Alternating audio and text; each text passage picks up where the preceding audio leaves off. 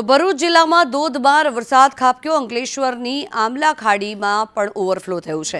આમલા ખાડીમાંથી ઘોડા તણાતા નજરે પડી રહ્યા છે। હાઈવેથી અંકલેશ્વર શહેરને જોડતો માર્ગ પણ બંધ કરી દેવામાં આવ્યો છે। આમલા ખાડીમાં વહેતા ગ્રામજનોમાં ભયનો માહોલ જોવા મળી રહ્યો છે। આ દ્રશ્યો આપ જોઈ રહ્યા છો। પાણીના વહેણ જે વહી રહ્યા છે, પ્રવાહ જે વહી રહ્યો છે, એના સાથે સાથે ઘોડા પણ તણાતા હોય તે અહીંયા દ્રશ્યો સર્જાયા છે। વધુ માહિતી મેળવીએ।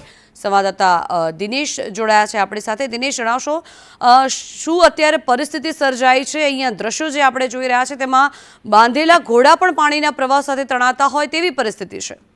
જી જંગના વાત કરીએ તો અંકલેશ્વર નેશનલ હાઈવે થી લઈને અંકલેશ્વર શહેરને જોડતા માર્ગ પર પાણી ફરી વળ્યા છે અને પાણીમાં 4 જેટલા ઘોડાઓ જે એ તરતા દેખાયા હતા અને આ લોકો એ જે ઘોડાને જોઈ અને બૂમ કરી મૂકી હતી અને જોકે થોડી વાર બાદ ઘોડાનો માલિક પણ ઘોડાને શોધતો ત્યાં આવી પહોંચ્યો હતો અને સંદેશ ન્યૂઝ દ્વારા જ એમને જાણ કરવામાં આવી કે તમારા જે ઘોડા છે આ તરફ ગયા છે, તમે આ તરફ ધ્યાન દોરો।